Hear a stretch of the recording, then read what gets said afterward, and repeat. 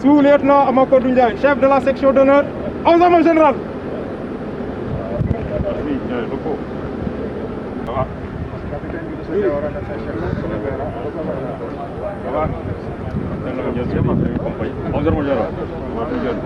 Capitaine Amad Faye, commandant la 3e compagnie commando, observation général. Oui, ça va.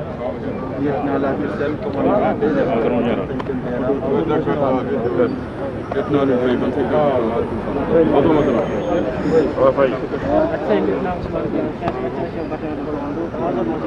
Ça va. Médecin-chef Anabouya, médecin-lieutenant Anabouya, médecin-chef 2e bataillon. À votre ordre,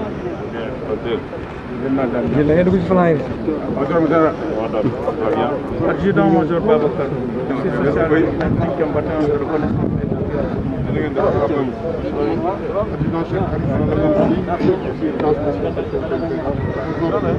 Commando là. Ça va bien?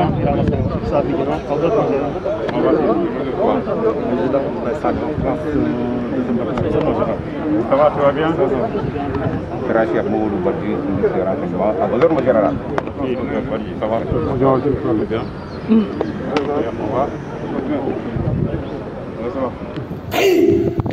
Présentez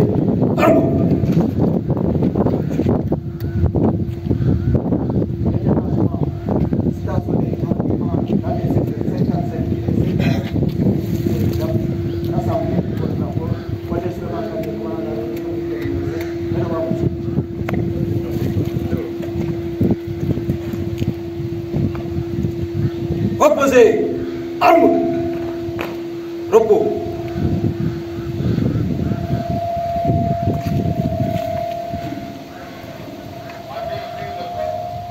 Les officiers militaires du rang de la zone militaire numéro 5 en service dans les secteurs de Bignona et de Diouloulou, je vous salue tous très fraternellement au nom de l'ensemble des grands commandements et services qui m'accompagnent et à mon nom personnel. Je voudrais d'emblée saluer l'excellente qualité du travail que les armées effectuent dans cette zone depuis plusieurs années. Un travail qui se consolide de jour en jour. C'est le fruit de votre engagement, de vos sacrifices pour conduire la mission noble qui vous est confiée. En effet, la paix, la stabilité et la sécurité dans cette région sont des fondements essentiels pour permettre aux populations qui y vivent de vaquer normalement à leurs activités socio-économiques, de rester conformes à leur ferme volonté de vivre dans leur terroir et d'assurer la libre circulation donc, des personnes et des biens. Ça, il s'agit donc de la mission régalienne. Vous y attelez avec tout l'engagement et toute la détermination qu'il faut. Donc, le commandement, par ma voix, vous dit félicitations et vous encourage à persévérer dans cette même voie-là. Cette mission est également importante parce qu'il s'agit de la cohésion et de l'unité nationale. Raison de plus pour s'y consacrer entièrement. Le deuxième volet de ma communication portera donc sur les règles de comportement qui sont attendues vis-à-vis de ces populations et vis-à-vis de vous-même. En ce qui concerne les populations, elles attendent de nous que nous soyons des modèles de citoyens, leur apporter toute l'assistance affective, matérielle et sécuritaire nécessaire. Elles attendent de nous qu'on respecte leurs biens et leurs propriétés, qu'elles soient publiques ou bien privées. Vis-à-vis de vous-même, le commandement attend de vous le comportement attendu du bon militaire, dont le socle essentiel est d'abord la discipline. La discipline au sens large du terme. La discipline dans l'attitude, la discipline dans l'expression, la discipline dans les interactions avec les populations, pour garder une très belle image des armes. La discipline également dans vos actes quotidiens. Comme vous le savez, nous sommes dans une zone avec beaucoup de tentations. Vous êtes loin de vos familles. J'attends des militaires qui se comportent conformément aux lois et règlements de ce pays. Tout ce qui est interdit doit être évité. Je pense que tout le monde comprend ce que je veux dire. Tout ce qui est interdit doit être évité. Nous sommes des justiciables comme tous les citoyens.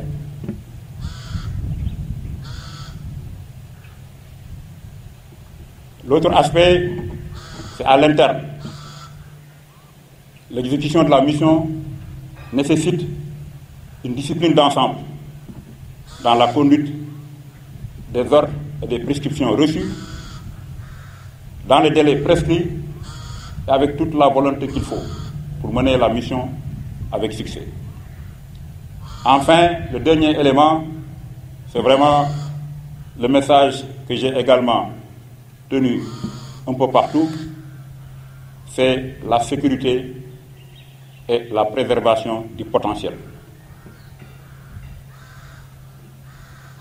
Nous avons aujourd'hui un problème fondamental avec la récurrence des accidents de circulation. Je comprends, il y a énormément de mouvements qui sont inhérents à vos activités opérationnelles. Mais malheureusement, les taux d'occurrence d'accidents nous font perdre du matériel et des hommes. J'invite tout le monde, tous les personnels de tous les niveaux, à s'engager pour réduire drastiquement, au minimum et au mieux, arrêter définitivement ce genre d'incidents qui entament considérablement notre potentiel. C'est possible, les accidents ne sont pas une fatalité. Il suffit de prendre les dispositions idoines, de respecter les règles de mouvement en campagne que nous avons appris, les règles de sécurité dans les convois. Le matériel coûte cher, une vie humaine n'a pas de prix. Le matériel coûte cher, une vie humaine n'a pas de prix. Je vous lance ce défi de préserver les ressources matérielles et les ressources humaines. Dans la même veine, ces matériels opérationnels mis à votre disposition également sont le premier facteur de succès dans l'accomplissement de votre mission. Donc ces matériels doivent être régulièrement très bien entretenus pour le tenir à un niveau de disponibilité optimal,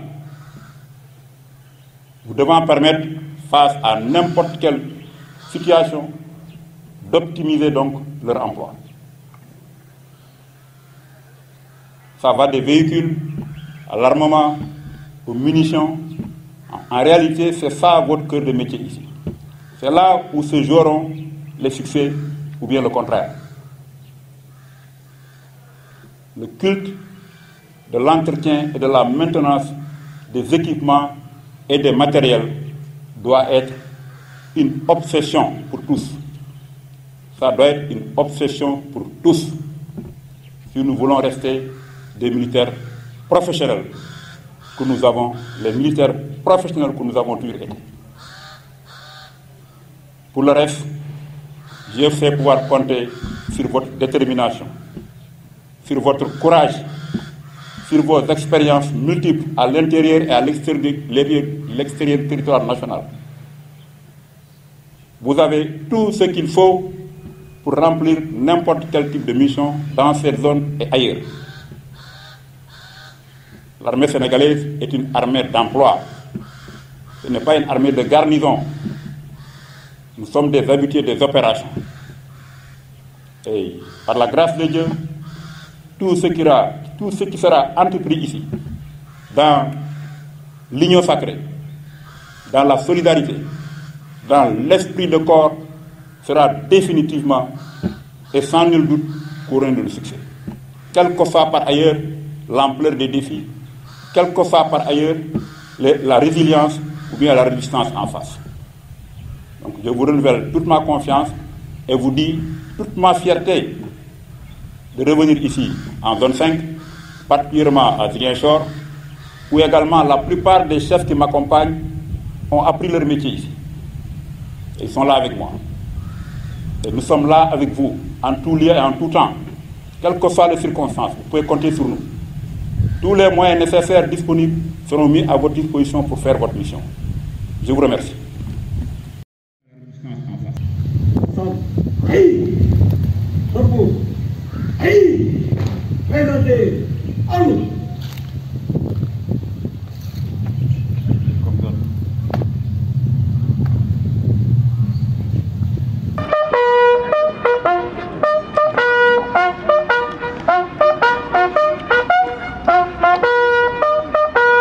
Lieutenant Elhadji Birama Camara, chef de la section commandant les honneurs, Ensemble général.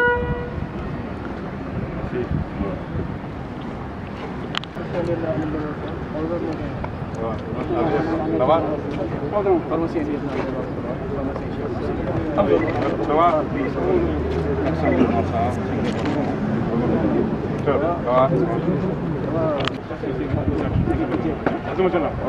Et le frère de l'autre? Il est rentré? Bien.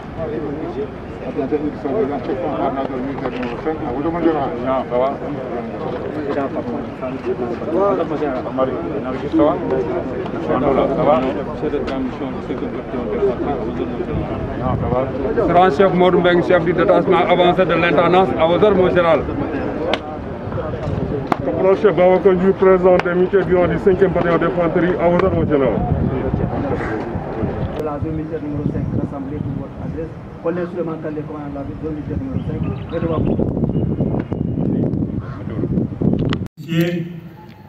Sous-officiers militaires du rang de la zone militaire numéro 5, basé au sud du fleuve Casamance, je suis particulièrement heureux d'être parmi vous ce matin, accompagné des grands commandements et services.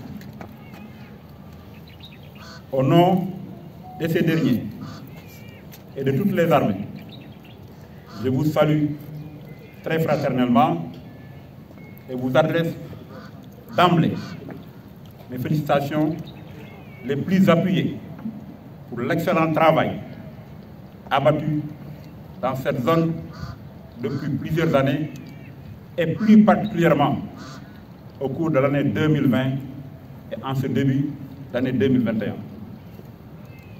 Ces activités opérationnelles bien conçues, bien menées, ont permis d'avoir des résultats substantiels sur le terrain, autorisant le retour massif de populations dans le terroir d'origine. Ces dernières se consacrent aujourd'hui avec sérénité à leurs activités socio-professionnelles. sous votre regard attentif et sous votre surveillance de tous les instants. À ce titre, je vous exhorte à poursuivre l'effort de rester au cœur de votre mission, la conduite des activités opérationnelles, que vous menez déjà si très bien. Mais pour démarrer dans cette voie, je rappelle les fondamentaux de la préparation opérationnelle. La préparation intellectuelle, la préparation physique et la préparation psychologique. Vous avez tous les encadrements et le minimum d'environnement infrastructurel nécessaire pour vous préparer à ces missions qui vous attendent, ces missions de tous les jours. Vous pouvez compter sur le soutien du commandement, en particulier des structures de soutien qui m'accompagnent, qui sont là avec vous pour discuter avec vos chefs des besoins et des préoccupations pour continuer à renforcer vos aptitudes et capacités opérationnelles. En ma qualité de chef d'état-major général des armées, je vous réitère mon engagement total à vous accompagner en tout lieu et en tout temps. Toutefois, dans une zone assez particulière, j'attends de vous certaines règles de comportement qui font l'identité, l'essence de notre cœur de métier. C'est le comportement général, exemplaire, la valeur d'exemple de citoyen modèle attendu de nos autorités et de nos différents chefs hiérarchiques de tous les niveaux. Les dérives de toutes sortes doivent être évitées. Nous sommes observés partout et en tout, de par l'uniforme qui fait de nous une identité remarquable. Soyez des modèles de citoyens d'abord. On ne peut pas être un bon soldat si on n'est pas d'abord un citoyen modèle. La discipline, notre force principale, qu'il faut conforter, qu'il faut continuer à consolider. C'est la discipline qui nous permet de rester soudés, qui nous permet de rester solidaires en tout lieu et en tout temps pour mener les missions confiées. Un autre aspect qui me paraît fondamental, c'est la préservation et le maintien du potentiel. L'État sénégalais, vous-même, par le contribuable, faites des efforts énormes pour nous équiper. Faites partie de cet effort de guerre, de parenthèse. Donc, il vous revient en premier chef de garder ce potentiel opérationnel et utilisable le plus longtemps possible. Que ce soit les véhicules, les armes, les munitions, les équipements divers, les infrastructures, qu'on ne peut pas renouveler tous les ans ou bien toutes les 2 années. C'est un défi que je vous lance. Soyez obsédés, soyez vraiment disposés à faire tous les efforts nécessaires pour maintenir le potentiel matériel intact et disponible, prêt à opérer en cas de besoin. Dernier élément, c'est également dans le cadre de la préservation du personnel, c'est vraiment la lutte acharnée, régulière, continue que nous devons tous mener pour réduire les accidents de circulation dans le cadre de nos activités opérationnelles ou bien dans nos activités quotidiennes de routine. Au-delà du coût matériel, c'est des questions de vie ou de mort. Les incidents laissent beaucoup de dommages au niveau de nos familles.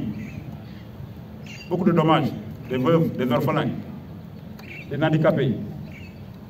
Nous sommes là pour ça, nous sommes payés pour aller au charbon. Mais il faut mourir pour la bonne cause. Il faut se blesser pour la bonne cause. Il ne faut pas se blesser par la négligence et par la route. Je vous lance le défi, vraiment, de ramener les accidents à un niveau zéro. C'est possible.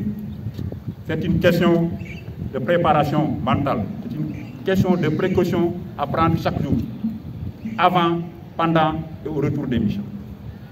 Si nous l'intégrons entièrement dans nos pensées, on peut arriver à le réduire substantiellement, pour les raisons que j'ai évoquées tantôt. Enfin, je voudrais vous dire, vous rassurer, que vous devez être fiers d'être des djambars, des soldats sénégalais, héritiers de 60 ans d'expérience opérationnelle à l'intérieur et à l'extérieur du territoire national. Partout où nous avons été, nous sommes capables de tout faire si nous voulons, quels que soient les moyens à notre disposition. Parce qu'in fine, c'est l'homme qui fera la différence. Et vous êtes des hommes, je vous fais confiance. Je vous remercie. Hey! Repos! Hey!